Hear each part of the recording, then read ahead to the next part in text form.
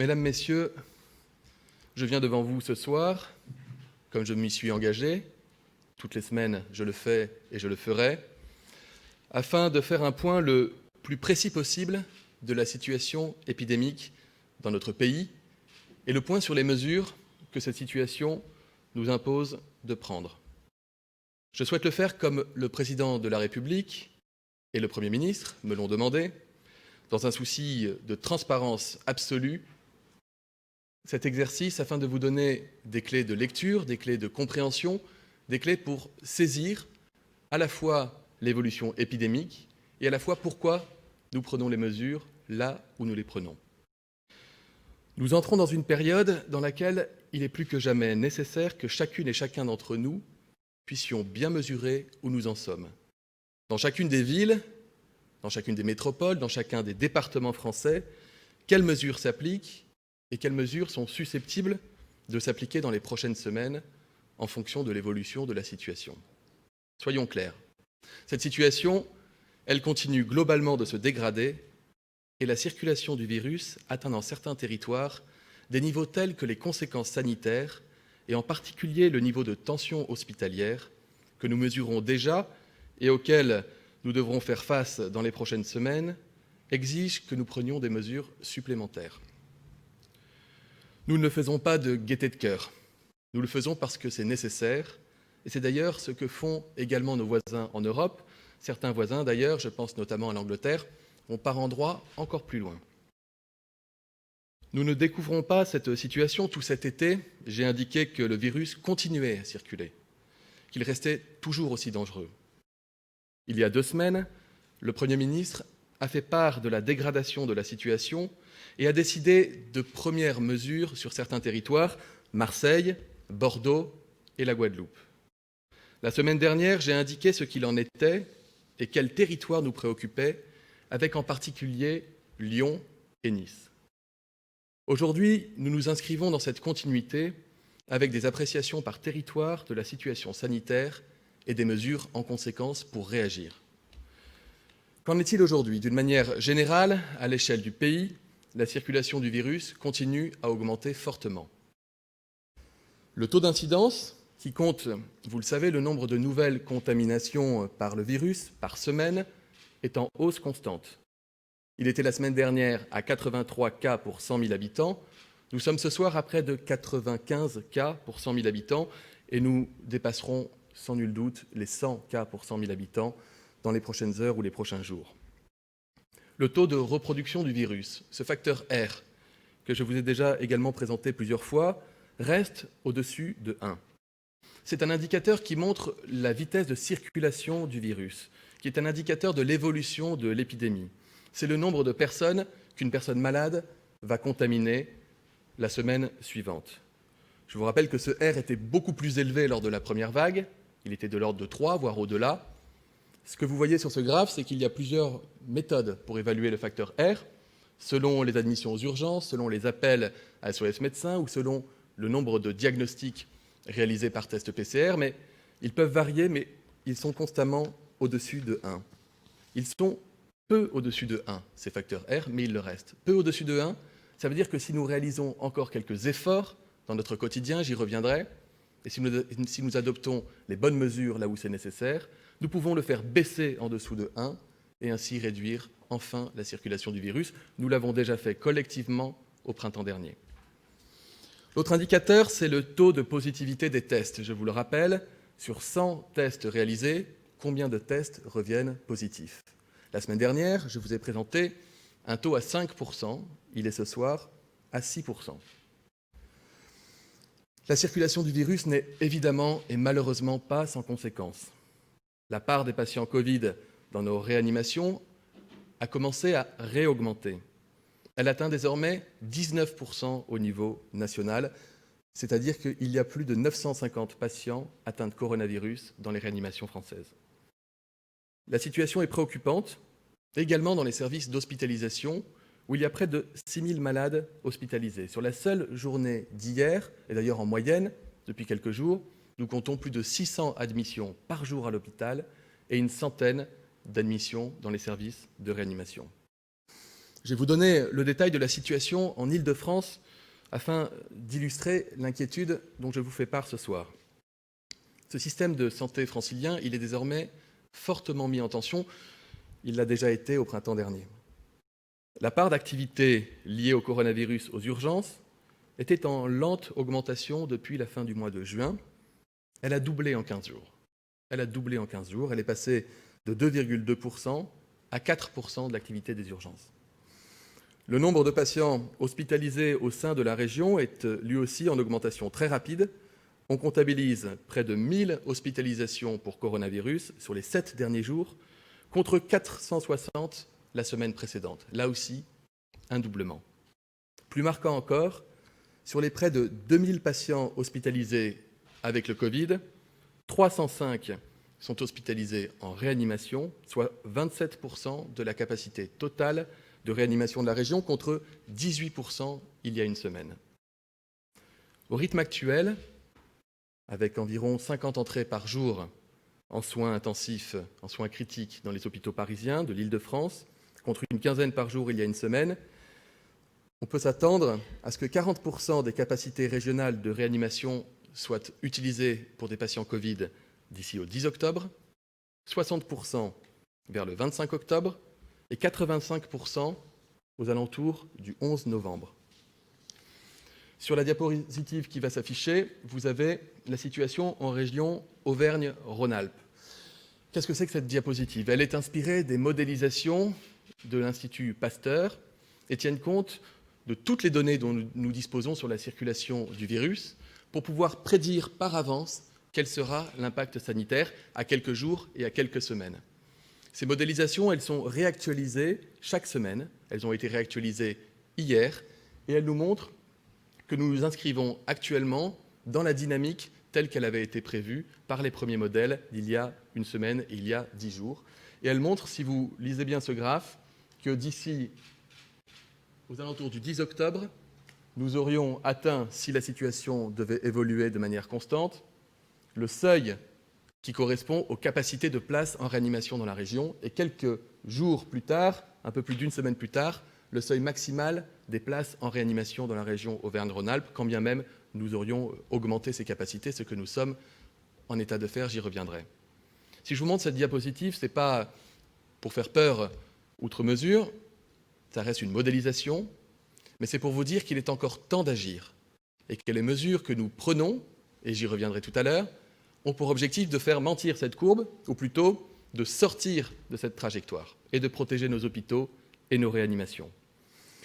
Si nous ne prenons pas des mesures rapidement, nous risquons d'atteindre une situation critique dans certaines régions les plus touchées, et ce en quelques semaines. Je vous montre ici la situation aux régions Auvergne-Rhône-Alpes.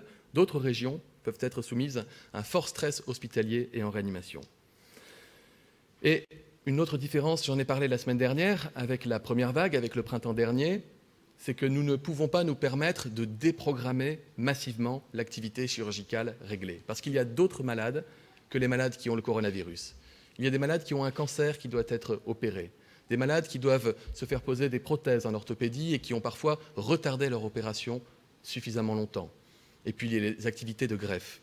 Nous devons protéger nos hôpitaux, nous devons protéger nos services de réanimation, nous devons protéger les Français. La détérioration de la situation m'amène donc à délivrer un message solennel à chacune et à chacun d'entre nous. La première clé, nous la connaissons et nous la détenons.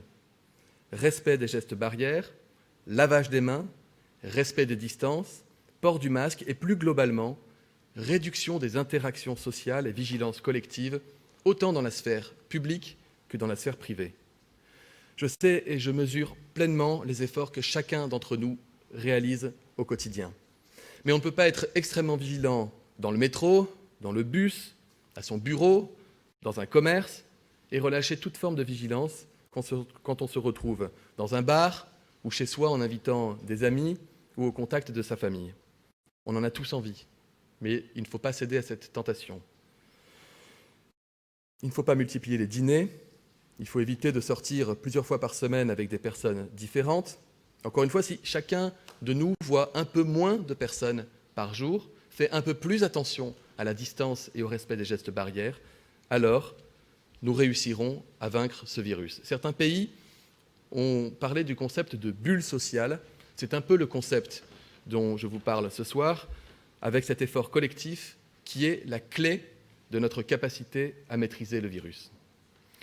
Notre stratégie, vous la connaissez, je l'ai présentée la semaine dernière et le président de la République et le Premier ministre l'ont validée et présentée. Elle repose sur 4 piliers. Les gestes barrières, le triptyque tester, alerter, protéger, une stratégie différenciée de mesures adaptées à chaque territoire et enfin la protection des personnes âgées et vulnérables. Ce soir, c'est sur le 3e pilier, l'approche territoriale dans la lutte contre l'épidémie, que je veux m'arrêter. Pourquoi est-ce qu'on raisonne de cette manière-là, de manière territoriale et de manière différenciée ? D'abord parce que le virus ne circule pas de la même manière selon les territoires concernés. Des endroits où il circule très vite, des endroits où il circule moins vite. Cela nous permet donc sur chaque territoire d'appréhender la situation avec des indicateurs très précis, quotidiens, et de prendre les mesures adaptées en fonction de la situation. Donc cette situation, elle est forcément très variable selon les territoires et métropoles, et vous allez avoir un tableau qui va vous être présenté et qui l'illustre. Il faut donc pour chaque territoire prendre les mesures adaptées, celles qui permettront de poursuivre la vie économique, la vie culturelle, la vie sociale, mais aussi de réduire et de réglementer les événements et activités dont on sait qu'ils sont particulièrement propices à la transmission et donc à la circulation du virus. C'est un équilibre difficile. Nous ne le décidons pas tout seuls d'en haut, nous le faisons grâce à une concertation étroite avec les agences régionales de santé, avec les préfets et avec l'ensemble des élus des territoires concernés. C'est pourquoi, depuis plusieurs semaines, vous voyez des mesures qui sont différentes, mais elles peuvent être différentes et être cohérentes. Et elles le sont cohérentes, prises en fonction des villes, des métropoles, parfois des départements qui sont les plus touchés. C'est une des caractéristiques de la situation actuelle, c'est que la circulation du virus est particulièrement forte dans les endroits où la population est concentrée, c'est-à-dire dans les métropoles. Afin d'être le plus clair possible, je vais vous présenter les différents niveaux d'alerte dans lesquels les départements peuvent se retrouver en fonction de leur dynamique épidémique. Pour classer les départements et les territoires, nous nous fondons sur 3 indicateurs clés dans cette phase de l'épidémie. Le taux d'incidence, c'est ce qui mesure donc l'intensité de la circulation du virus et donc le nombre de malades. Le taux d'incidence pour les personnes âgées de 65 ans et plus, qui sont les personnes les plus fragiles face au risque de faire des formes graves d'infection. Et enfin, la part des patients atteints de Covid dans les réanimations, c'est le reflet de l'impact de l'épidémie sur notre système de santé, c'est notre boussole, c'est ce qui inspire les mesures, protéger l'hôpital, protéger les réanimations, protéger notre système de santé. Comme vous le savez, depuis juillet, plusieurs départements ont progressivement basculé de la zone verte, où le virus circule peu, en zone rouge, où il circule activement, c'est-à-dire où l'on constate un taux d'incidence supérieur à 50 nouveaux cas pour 100 000 habitants. Aujourd'hui, 69 départements ont franchi ce seuil, soit environ 7 sur 10. Dans ces départements rouges, les préfets sont habilités à prendre des mesures pour réduire le risque de contamination, ce qu'ils font pour certains depuis le mois d'août. L'ampleur de ces mesures doit être évidemment strictement proportionnée au risque, ni trop peu, ni trop. C'est la raison pour laquelle le gouvernement a retenu pour ces départements rouges plusieurs seuils d'alerte auxquels correspondent différents niveaux de mesures. La zone alerte, que vous voyez, c'est la zone où le virus circule nettement. Ce sont les départements, les territoires dans lesquels le taux d'incidence est supérieur à 50 et dont je viens de parler. La zone dite alerte renforcée, c'est la zone où le virus circule très fortement, y compris chez les personnes fragiles, chez les personnes âgées, avec déjà des premiers impacts sur le système de santé. La zone d'alerte maximale, c'est la zone où la situation épidémique peut être qualifiée d'extrêmement tendue, avec des conséquences déjà lourdes sur le système sanitaire. Si cette dernière zone d'alerte devait être dépassée, nous n'aurions pas d'autre choix que de déclencher l'état d'urgence sanitaire dans les territoires concernés. Nous ferons et nous faisons tout pour l'éviter. Et j'y reviendrai. Pour chacune de ces zones, des mesures adaptées sont prises par les préfets en concertation, je le disais, avec les élus locaux. Ces mesures, elles sont décidées toutes les semaines et elles sont décidées pour une période de 15 jours. Elles sont naturellement réévaluées en fonction de l'évolution de la situation épidémique. La zone d'alerte, pour rentrer un peu dans le détail, elle se caractérise par une circulation, je le disais, active du virus. En pratique, un taux d'incidence supérieur à 50 cas pour 100 000 habitants, mais pas une circulation intense chez les populations âgées, avec donc un taux d'incidence qu'on caractérise en dessous de 50 pour 100 000 chez les personnes âgées. Et avec pas ou peu d'impact sanitaire, en tout cas un impact qui n'est pas fort sur les réanimations.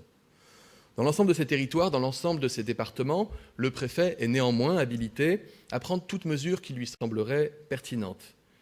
Seule une disposition est désormais et sera désormais imposée à tous ces départements rouges. Les fêtes, les mariages, les tombolas, les événements associatifs, les anniversaires, les communions devront se tenir en petit comité, c'est-à-dire à moins de 30 personnes. Les salles polyvalentes, les salles des fêtes et les autres établissements recevant ce type d'événement devront respecter cette jauge de 30 personnes. Pour la zone maintenant d'alerte renforcée, ce qui fait basculer un territoire de zone d'alerte à alerte renforcée, c'est bien souvent d'ailleurs une métropole, c'est l'augmentation du taux d'incidence au-dessus de 150, c'est un taux d'incidence chez les personnes âgées qui dépasse les 50. Dans cette zone d'alerte renforcée, il y a une circulation très intense du virus dans la population générale et qui touche les personnes fragiles. C'est un indice que la situation sanitaire est amenée à se dégrader et que des mesures fortes sont donc devenues indispensables pour freiner, enrayer la circulation du virus. C'est cette logique qui a été appliquée à Marseille, à Bordeaux et en Guadeloupe depuis 2 semaines et dont j'ai annoncé qu'elles étaient appliquées à Lyon et à Nice depuis la fin de la semaine dernière. Compte tenu de la situation épidémique, de nouvelles métropoles, que j'avais d'ailleurs citées la semaine dernière comme faisant l'objet d'une vigilance particulière, intègrent désormais cette zone d'alerte renforcée. Il s'agit des métropoles de Lille, de Toulouse, de Saint-Étienne, de Rennes, Paris ainsi que les départements de la Petite Couronne, Rouen, Grenoble et Montpellier. Les mesures qui s'appliqueront à compter de samedi et à l'issue d'une concertation entre le préfet et les élus locaux sont les suivantes. Abaissement de la jauge des rassemblements à 1000 personnes, sous réserve que les protocoles sanitaires y soient strictement respectés. Interdiction des grands événements déclarés, comme les fêtes locales ou les fêtes étudiantes. Interdiction des rassemblements de plus de 10 personnes dans l'espace public, tels que plages, parcs. Fermeture anticipée des bars, l'horaire de fermeture étant décidé par le préfet après concertation des élus. Cette mesure sur les bars entrera en vigueur lundi pour laisser le temps utile à cette concertation. En tout état de cause, les bars ne pourront pas rester ouverts au-delà de 22 heures dans l'ensemble de ces territoires. La fermeture des salles de sport et des gymnases. En effet, ce sont des espaces confinés où le port du masque est impossible, voire à minima complexe, et qui sont des lieux, hélas, de contamination importants. La fermeture de toutes les salles des fêtes et salles polyvalentes pour les activités festives et les activités associatives. Cette dernière mesure entrera également en vigueur lundi. Je vous le disais, ces mesures, pour tous les territoires que j'ai cités, vont faire l'objet d'une concertation au cours des 48 prochaines heures. Ces concertations permettront de les préciser, à la fois pour qu'elles soient les plus efficaces possibles dans notre objectif commun, la lutte contre le virus, mais aussi évidemment les plus vivables possibles, car il s'agit bien, je le répète, de vivre avec le virus. Au-delà de ces mesures de nature réglementaire, nous devons, dans ces métropoles plus encore qu'ailleurs, modifier nos comportements et nos habitudes. Le télétravail doit être favorisé autant que possible, en particulier pour les publics vulnérables. C'est naturellement à chaque entreprise, à chaque administration de voir comment il peut, selon l'activité de chacun développer au maximum le télétravail, la période récente nous a démontré que le télétravail était à la fois possible et précieux en cas de forte circulation du virus. Il faut donc, dans les métropoles en alerte renforcée, et encore plus dans les métropoles en alerte maximale, le développer très fortement. Nous devons, plus encore qu'ailleurs, limiter les rassemblements privés, réserver ces moments de rencontre à nos plus proches, à nos familles, à nos amis. Tous les contacts sociaux sans masque dans les espaces clos, que ces espaces soient publics ou qu'ils soient privés, doivent être évités au maximum. Ce n'est pas parce qu'on est chez soi avec une dizaine d'amis qu'il y a moins de risques que le virus circule que si nous étions dans un lieu public fermé avec la même dizaine d'amis. Enfin, nous portons une attention particulière aux personnes âgées. À elles plus encore qu'aux autres, je demande la plus grande vigilance. Je sais combien elle est difficile, cette vigilance, de tous les instants, mais je sais aussi combien elle est précieuse, compte tenu du risque de développer des formes graves de la maladie. Les personnes âgées à domicile sont appelées à se protéger particulièrement en adoptant des gestes barrières renforcés, mais sans se mettre à l'écart. Les personnes âgées et les personnes vulnérables doivent aussi vivre avec le virus. Si vous êtes isolé, n'hésitez pas à contacter votre mairie. Vous avez également un numéro d'écoute et de lutte contre l'isolement qui a été mis en place par la Croix-Rouge, le 09 70 28 30 00. Nous avons tous une responsabilité collective pour nos proches, pour qu'ils ne restent pas isolés, pour nos voisins. Il faut que nous nous protégions, mais il faut aussi qu'on prenne soin d'eux. En plus des gestes barrières, on peut adopter des gestes solidaires. On peut passer des coups de fil, on peut prendre des nouvelles, vérifier si tout va bien. La protection n'est pas l'isolement. Notre attention sur la situation des personnes âgées, dans les EHPAD cette fois-ci, est évidemment particulièrement forte. Et le président de la République l'a rappelé hier au cours d'un déplacement. Les EHPAD sont invités à prendre des mesures de protection renforcées, tout en maintenant l'indispensable lien avec les proches. Rétablissement des visites sur rendez-vous avec des plages horaires adaptées et ouvertes le week-end, engagement des proches à respecter les gestes barrières, politique de dépistage déterminée et renforcée avec des campagnes de prévention à intervalles réguliers. Si la situation ne s'améliore pas dans d'autres agglomérations, elle pourrait bientôt rejoindre la liste de ces métropoles, de ces territoires en zone d'alerte renforcée. Je vais en citer 4 en particulier: Tours, Strasbourg, Dijon et Clermont-Ferrand. Si la situation se dégrade encore pour les territoires qui sont déjà en alerte renforcée, ils peuvent alors passer en territoire dit en alerte maximale. Les seuils qui déterminent ce passage sont un taux d'incidence supérieur à 250 pour 100 000 habitants dans la population générale, un taux d'incidence supérieur à 100 pour 100 000 habitants chez les personnes âgées, et enfin, un impact mesurable significatif sur les réanimations, c'est-à-dire quand au moins 30% des lits de réanimation à l'échelle de la région sont occupés par des patients atteints de Covid. J'insiste sur ce point, vraiment, c'est le point le plus essentiel. Il s'agit d'un niveau qui met, dès lors qu'on l'atteint, fortement en tension notre système sanitaire. Sont concernés par ce passage en alerte maximale la Guadeloupe et la métropole d'Aix-Marseille. En Guadeloupe, parce que le taux d'incidence a encore progressé depuis la semaine dernière, il est passé de 250 à 290. Le taux d'incidence pour les personnes âgées a également progressé, il dépasse les 200. À Marseille, certains diront, n'y a-t-il pas un paradoxe, puisque on peut constater un frémissement s'agissant de la courbe d'incidence et d'un certain nombre d'indicateurs depuis quelques jours. Je veux mettre 2 alertes. La première, c'est que tous les experts nous le disent, il faut un temps long pour considérer qu'un territoire est en train de gagner progressivement la bataille contre la circulation du virus. 3-4 jours de stabilisation affichés ne suffisent pas à considérer qu'on est véritablement sur la bonne voie. On peut évidemment l'espérer. Si c'est le cas, nous en aurons la confirmation au cours des prochains jours. Les experts disent qu'il faut au moins 10 à 15 jours de réduction consécutive, à minima de stabilisation de ces indicateurs, pour qu'on considère qu'on est sur le chemin pour vaincre la circulation du virus. La deuxième raison pour laquelle nous basculons Marseille, c'est que de fait, le taux d'incidence reste supérieur à 250 en population générale, et il est de 180, donc très au-delà du seuil, pour les personnes âgées de 65 ans et plus. Et par ailleurs, le taux d'occupation des réanimations est supérieur à 30% pour les seuls patients Covid. Sur la seule journée d'hier, 20 patients ont été hospitalisés pour des formes graves de Covid-19. Pour répondre à cette situation, de nouvelles mesures s'appliqueront donc à partir de samedi, à l'issue, de la même manière, d'une concertation avec le préfet et les élus locaux.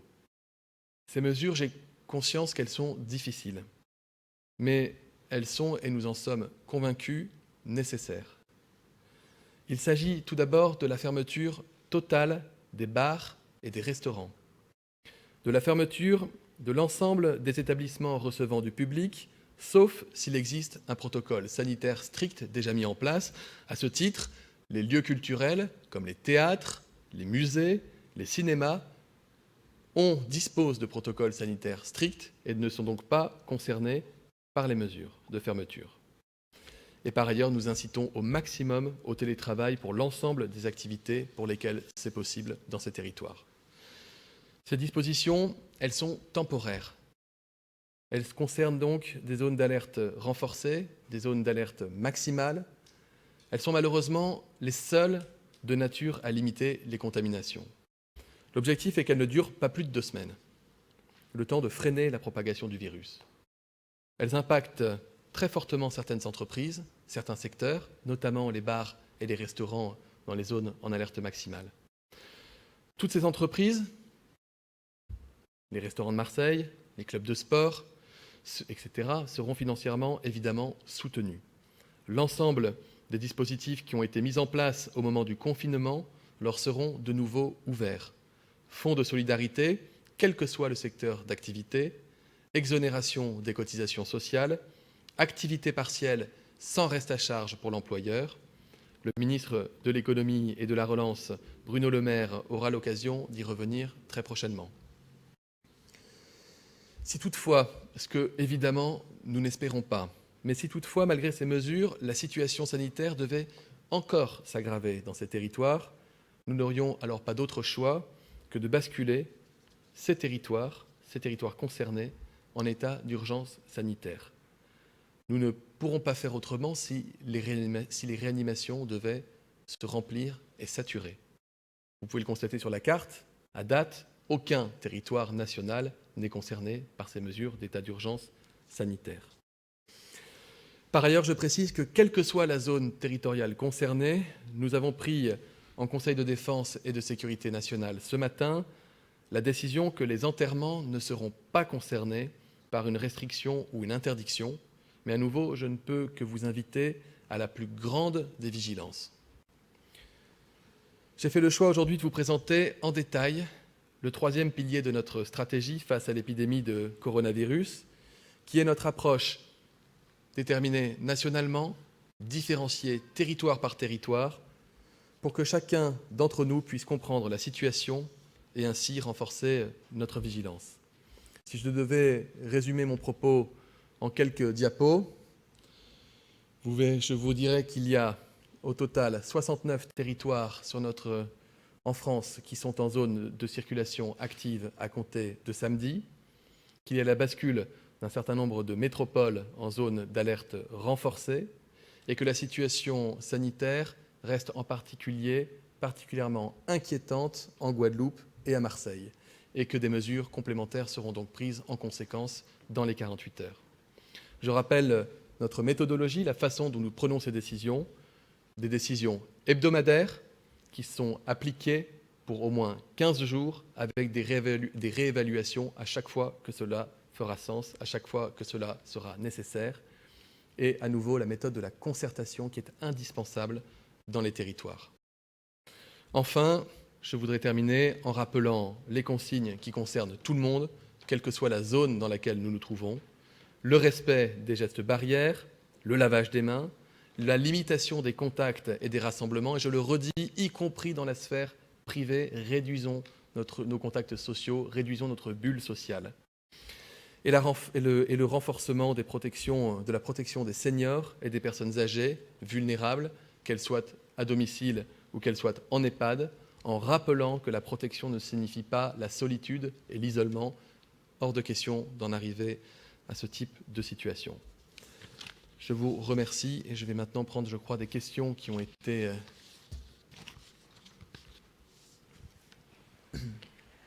Pourquoi ne pas alléger les mesures dans les EHPAD alors qu'elles le sont dans les écoles? Il est difficile de les mettre en place et de s'y tenir dans la durée. La grande différence entre les écoles et les EHPAD, il y a beaucoup de différences entre les écoles et les EHPAD, bien évidemment, c'est que les enfants sont peu sensibles au coronavirus et que les experts nous disent que les enfants transmettent peu le virus. A l'inverse, on le sait, on l'a vécu pendant la première vague, en France comme à l'étranger, lorsque le virus rentre dans un EHPAD et qu'il contamine un résident ou un membre du personnel, il peut faire des dégâts considérables, faire beaucoup de malades et faire beaucoup de victimes. Il y avait hier soir 180 clusters, 180 groupes de cas identifiés dans différents EHPAD de notre territoire. C'est pourquoi nous mettons en place des mesures de vigilance particulières. Nous y travaillons avec la ministre déléguée en charge de l'autonomie, Brigitte Bourguignon. Le président de la République l'a rappelé hier. Nous voulons maintenir les visites, lutter farouchement contre l'isolement des personnes âgées, mais en même temps assurer leur protection. Où en sont les traitements pour la Covid-19? Qu'en est-il du vaccin? Côté traitement, il n'y a pas de nouveauté depuis la semaine dernière. La dexaméthasone, qui est un dérivé de la cortisone, est utilisée maintenant en routine par l'ensemble des équipes qui prennent en charge à l'hôpital des malades qui ont des formes graves ou susceptibles de s'aggraver du coronavirus. Et l'expérience nous montre que ce traitement permet de réduire les cas graves et de réduire également la mortalité. S'agissant du vaccin, je le répète, nous voulons un vaccin qui soit à la fois efficace, sûr et disponible.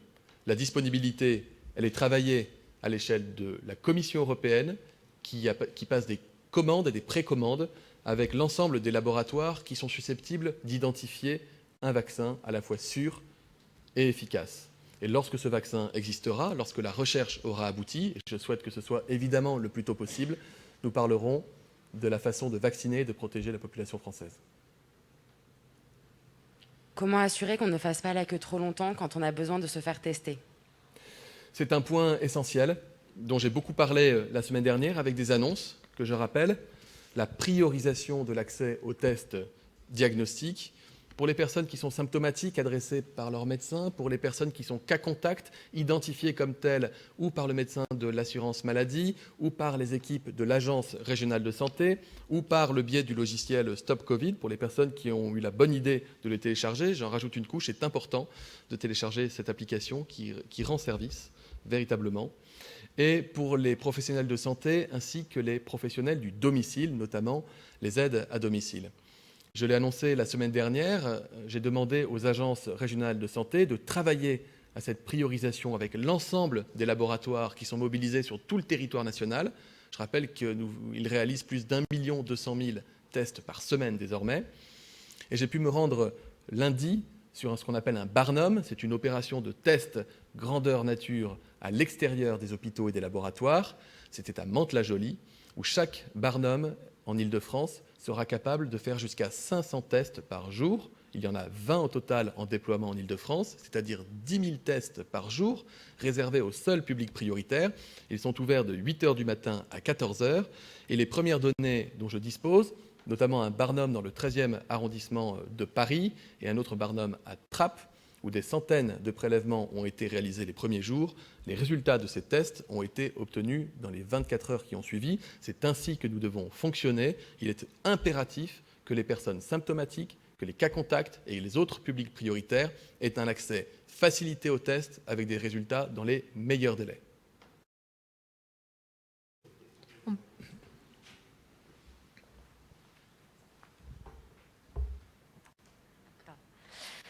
Bonsoir, Monsieur le Ministre. Julia Van Elst pour BFM TV.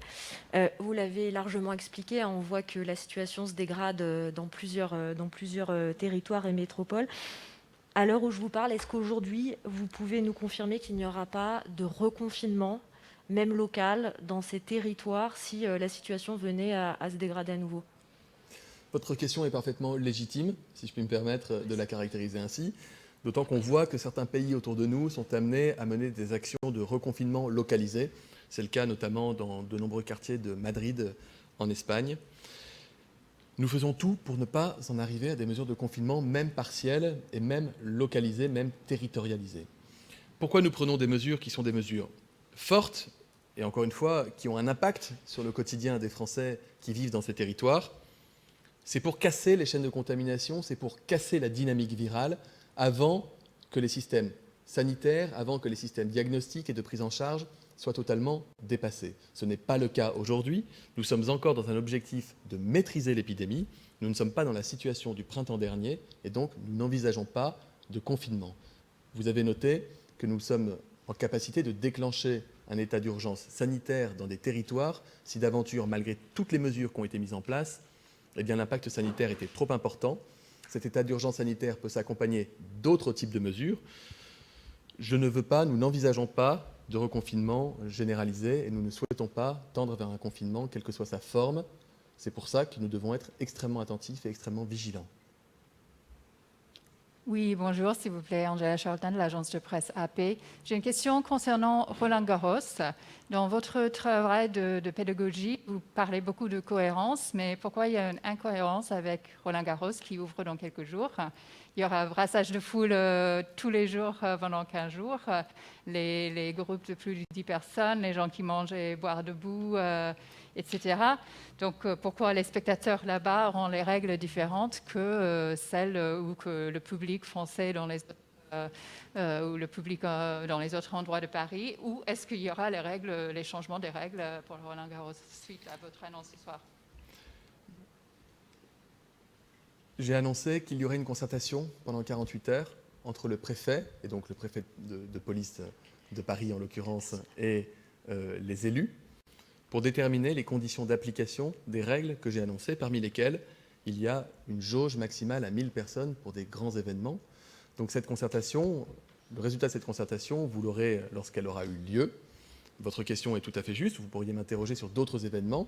J'ai appelé l'ensemble des maires des communes qui sont concernées par un passage en zone d'alerte renforcée aujourd'hui. Et par exemple, je me suis entretenu avec le maire de Saint-Étienne, de la foire internationale de Saint-Étienne qui doit se dérouler à la fin de la semaine. Dès lors que nous mettons en place des jauges et des limitations, cela a forcément un impact sur tout type de grand événement. Attendons le résultat de la concertation. Bonjour, Hélène Bonnet pour TF1 J'ai juste besoin d'une précision sur la fermeture des bars, notamment à Marseille. Ça s'applique à partir d'aujourd'hui ou de lundi? À partir de lundi. D'accord. Bonjour, Sylvie Burnouf de l'APM. Vous parliez tout à l'heure des Barnum et des tests qui étaient rendus en 24 heures, enfin des résultats des tests qui étaient rendus en 24 heures, mais on a l'impression que c'est un petit peu l'exception. Alors quand est-ce qu'on peut s'attendre à ce que sur l'ensemble du territoire, il y ait des délais raisonnables pour avoir un rendez-vous et pour avoir un résultat de son test? Parce que sinon, on se demande quel est l'intérêt de se faire tester. Et j'avais une autre question aussi sur les tests antigéniques. Qu'est-ce que vous pouvez nous dire sur leur prise en charge et sur leur place dans la stratégie de dépistage? D'abord, vous dire qu'à l'échelle nationale, 55% des résultats de tests sont rendus dans les 36 heures. Et c'est 65% ou 66% des résultats de tests qui sont rendus dans les 48 heures. Ce qui veut dire qu'il y a encore au moins un tiers des tests qui sont rendus dans un délai supérieur à 48 heures, donc trop long. Ça ne veut pas dire que ça dysfonctionne partout, mais ça veut dire qu'il y a des endroits en tension particulière. Ces endroits sont notamment les métropoles dans lesquelles le virus circule le plus, puisque par définition, c'est là que vous avez le plus de personnes symptomatiques, le plus de cas contacts, et donc ça embouteille. Et c'est pour ça que ça bouchonne, plutôt qu'embouteille. Du coup, c'est notamment le cas en Île-de-France, c'est pour ça que j'ai parlé des 20 Barnum en Île-de-France, mais dans l'ensemble des régions qui sont concernées, des dispositions spécifiques à chaque territoire, qui passent d'ailleurs souvent par le déploiement de ces Barnum, sont mis en place pour pouvoir répondre à cette demande, qui est une demande, encore une fois, légitime, que je comprends, que je partage, à laquelle je m'associe pleinement et pour laquelle nous déployons tous les moyens. Sur la question des tests antigéniques, j'ai saisi la Haute Autorité de Santé pour que, sur la base des données dont elle dispose, et notamment des expérimentations qui sont conduites dans notre pays, je pense aux hôpitaux parisiens par exemple, depuis quelques jours, La Haute Autorité de Santé doit rendre, je l'espère, des conclusions demain soir ou après-demain. En tout état de cause, il est prévu que je puisse vous présenter la semaine prochaine une stratégie en matière de tests, tirant conclusion des premières mesures qui ont été déployées pour prioriser les publics prioritaires avec les délais d'accès, également présenter la stratégie avec les innovations, je pense aux tests salivaires, mais également aux tests antigéniques. Nous prenons les 2 dernières questions. Monsieur le ministre, j'ai un point qui pose aujourd'hui difficulté, c'est la gestion des cas contacts. Alors je voudrais que vous nous disiez aujourd'hui, voici un point de la situation. Quel est le nombre de ces brigades sanitaires? Combien de monde aujourd'hui sont affectés à ces cas contacts? Parce qu'il me semble, enfin selon les observateurs, qu'il y a vraiment difficulté. Alors il y a en moyenne entre 2 et 3 cas contacts par personne positive. Donc lorsque vous faites 10 000 diagnostics PCR un jour comme aujourd'hui, je ne sais pas si c'est 10 000, mais c'est aux alentours de 10 000, probablement, je n'avais pas encore les chiffres avant de venir vous voir, ça veut dire que vous aurez demain 3 fois plus de personnes à contacter. Ce qu'on appelle le contact tracing, le traçage, pour savoir avec quelle personne vous avez été en contact étroit et que vous avez été susceptible de contaminer malgré vous. Ce traçage, il repose sur 3 niveaux d'intervention. Les médecins, l'Agence régionale de santé et l'assurance maladie. Votre question me permet d'ailleurs d'inviter les personnes qui sont diagnostiquées positives par test PCR à ne pas hésiter à contacter leur médecin quand ils le savent. Ils ne sont pas obligés d'aller le voir. La télémédecine, les téléconsultations restent parfaitement d'actualité. J'ai fait en sorte qu'elles soient prises en charge à 100% par la sécurité sociale. Il n'y a pas d'avance de frais, il n'y a pas de reste à charge. Il ne faut pas hésiter à appeler le médecin, parce que le médecin a toute sa place dans le dispositif de traçage, de tracing, pour accompagner, expliquer également aux personnes qui vont être mises à l'abri comment cette période va se dérouler. Par ailleurs, nous déployons avec les agences régionales de santé des dispositifs d'appel ou de contact par SMS, selon les publics, avec au moins 2 prises de contact dans la semaine de mise à l'abri, et davantage évidemment si les personnes sont vulnérables. Je profite de votre question pour remercier toutes ces équipes qui n'ont jamais arrêté de travailler, y compris au cœur de l'été. C'est un travail qui est compliqué. Je remercie aussi les Français qui font preuve de civisme et qui répondent à ces enquêtes de traçage. Ce n'est pas toujours le cas, alors que c'est fondamental. Si vous êtes positif, diagnostiqué au Covid, vous devez participer à ce travail de traçage pour protéger les personnes que vous avez pu contaminer. Et si vous êtes personne positive au Covid et si vous êtes cas contact, vous devez impérativement respecter l'isolement, la mise à l'abri sur la période de 7 jours. Oui, bonsoir. Une question pour Aspi Média. Vous allez présenter dans quelques jours le projet de loi de financement de la sécurité sociale qui doit intégrer les coûts liés à la prise en charge du coronavirus. Confirmez-vous une information de nos confrères des Échos selon laquelle l'objectif de dépenses d'assurance maladie 2021 va s'élever à 222 milliards et l'objectif rectifié 2020 à 215 milliards. Merci. Ce que je peux vous confirmer, parce que nous n'avons pas présenté en Conseil des ministres le projet de loi de financement de la sécurité sociale, le fameux budget de la Sécu, qui est examiné chaque automne au Parlement. Je ne vais donc pas ici vous faire des confidences devant les téléspectateurs. En revanche, je peux vous confirmer 2 choses. D'une part, rarement, voire jamais dans l'histoire de notre pays, l'État n'aura engagé autant de dépenses pour protéger la santé des Français. Et forcément, ça a un impact sur l'équilibre de l'assurance maladie. C'est le quoi qu'il en coûte. L'activité partielle pour les personnes qui ne peuvent pas travailler, l'achat des masques, les tests dont on parle, les médicaments, les hospitalisations, le soutien aux soignants, tout cela a évidemment un coût. Ça fera l'objet d'un débat au Parlement comme c'est le cas chaque année. Et nous avons un système de protection sociale dont la France peut être fière, dont elle peut s'enorgueillir. Personne n'a été privé de soins faute de pouvoir les payer. Je citais l'exemple de la télémédecine tout à l'heure, qui est prise en charge à 100% par la sécurité sociale. C'est parce que nous avons un système qui est solide que nous avons un système protecteur. Je vous remercie.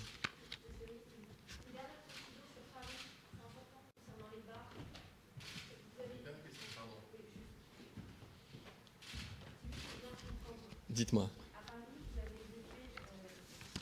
Une dernière question. Vous avez évoqué les bars, la fermeture, si je ne me trompe pas, des bars à 22h, c'est bien ça? Vous n'avez pas évoqué les restaurants. Est-ce que c'est également les restaurants ou pas, ou que les bars? On fait la différence entre les bars et les restaurants.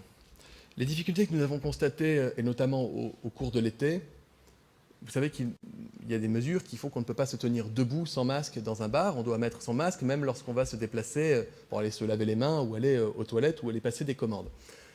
Ce n'est pas toujours respecté. Il y en a qui le respectent et je les en remercie. Il y a des endroits où c'est plus difficile. Et passer une certaine heure le soir, quand on a un peu passé l'heure de l'apéro, c'est encore plus difficile de faire respecter cela.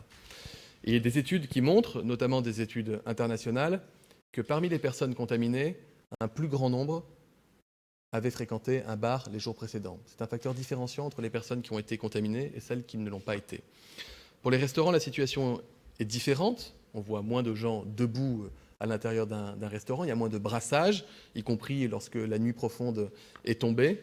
Et les mesures sanitaires qui ont été appliquées, les distanciations entre les tables et entre les groupes, permettent d'assurer leur bon fonctionnement. C'est pourquoi nous privilégions des mesures concernant les seuls bars, dans les zones en alerte renforcée, notamment Paris, alors que dans les zones où vraiment le virus circule trop et les personnes âgées sont les plus touchées, les zones d'alerte maximale, là nous sommes contraints de prendre des mesures plus strictes, y compris incluant les restaurateurs qui, je le précise et je le répète, seront évidemment accompagnés et soutenus par l'État. Je vous remercie.